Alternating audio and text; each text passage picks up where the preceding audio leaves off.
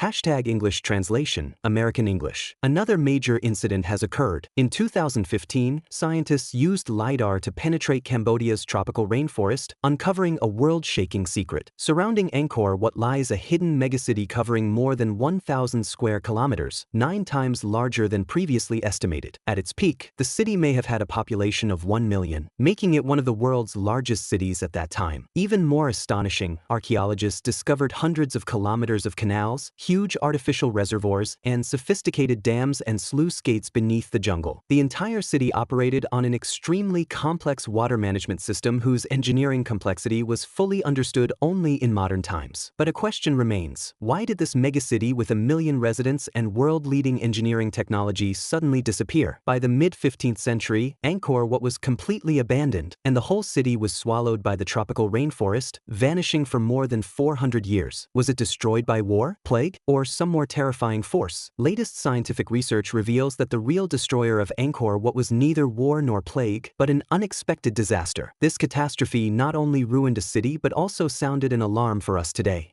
We will uncover the truth of this lost city. First, let's talk about Angkor Wat itself. Covering 162.6 hectares, this temple is one of the world's largest religious structures. It was commissioned by King Suryavarman II of the Khmer Empire in the 12th century and took about 35 years to complete with nationwide efforts. But this temple is just the tip of the iceberg. In 2015, an Australian archaeological team led by Damien Evans scanned an area of approximately 1,900 square kilometers around Angkor Wat using LiDAR. LiDAR can penetrate dense jungle to reveal architectural structures beneath the surface. They found a hidden megacity surrounding Angkor Wat, spanning over 1,000 square kilometers. How complex was this city? Archaeologists uncovered an extremely sophisticated water management system consisting of hundreds of kilometers of canals, massive artificial reservoirs, and precise dams and sluice gates. The city's water network could store rainwater in the rainy season, irrigate farmland in the dry season, and regulate the urban microclimate. The complexity of this engineering amazed modern engineers. So where did the stones used to build Angkor Wat come from? Archaeologists found that these sandstone blocks were quarried from Phnom Kulen, about 35 kilometers northeast of Angkor Wat. Each stone weighed several tons. How did the ancients transport them? The answer was water transport. The Khmers built a 35-kilometer canal. When water levels rose in the rainy season, they floated the stones on rafts from the quarry to the construction site. At the site, workers used elephants and log rollers to drag the stones into position, then fitted them together with mortise and tenon joints without using any mortar. How precise was this construction technique? The gaps between Angkor Wat's stone blocks are so narrow that a blade cannot fit through. Moreover, the stones are covered with exquisite relief carvings. Each square meter of relief carvings required a skilled craftsman several months to finish. At this rate, at least 120,000 workers must have been on site simultaneously during Angkor Wat's construction. But that's not all. The biggest mystery of Angkor Wat is not how it was built, but why it was suddenly abandoned. In the mid-15th century, this megacity with 1 million people was suddenly deserted. The entire capital of the Khmer Empire was moved to Phnom Penh. Angkor Wat was then engulfed by the jungle and lost to the world. For a long time, historians believed that war caused Angkor Wat's decline. In 1431, Siamese armies from neighboring countries captured Angkor Thom and looted the city. But latest archaeological research shows that the real destroyer of Angkor Wat was not war, but climate change. By analyzing tree rings and sediment samples, scientists found that Southeast Asia suffered a severe climate disaster between the 14th and 15th centuries. Persistent droughts caused by El Niño drastically reduced agricultural yields around Angkor Wat. Then intense monsoons brought heavy rains and floods, destroying the city's delicate water management system. Reservoirs silted up, canals clogged, and farmland could not be irrigated. The city's lifeline was cut off. What was more fatal was that Angkor Wat's water system was overly complex. If one part failed, the whole system collapsed. Archaeologists found that to keep the system running, the Khmers kept building new canals and reservoirs, which only accelerated the system's failure. Overexploitation led to deforestation and worsened soil erosion, and sediment blocked the waterways. Eventually, this megacity sustained by its water system completely collapsed under the double blows of climate change and environmental degradation. By 1431, the Siamese invasion was the final straw. After Angkor Wat fell, the Khmer king decided to abandon the uninhabitable city and move the capital to Phnom Penh, closer to the sea and with easier access to water. Since then, Angkor Wat was swallowed by the tropical rainforest and became a lost city. It was not until 1860 that French naturalist Henri Mouhot accidentally discovered Angkor Wat in the jungle, bringing the ancient city, which had slumped slumbered for more than 400 years, back to the world's attention. Today, when you stand before the ruins of Angkor Wat, you see more than just a magnificent temple. You see a complete story of a civilization's rise and fall. With astonishing wisdom and technology, the Khmers built an unprecedented megacity. Yet they also became extremely vulnerable to climate change due to over-reliance on complex infrastructure. When the environment changed drastically, this seemingly unbreakable city collapsed completely within just a few decades. The story of Angkor Wat tells us that even the most powerful civilizations can be vulnerable to environmental changes. Those exquisite relief carvings and huge stone towers have stood in the jungle for 800 years, reminding us that human glory can be carved in stone, but the survival of a civilization depends on whether we can live in harmony with nature. 要不要我帮你把译文星号按段落拆分星号并标注对应原文序号，方便你逐句核对？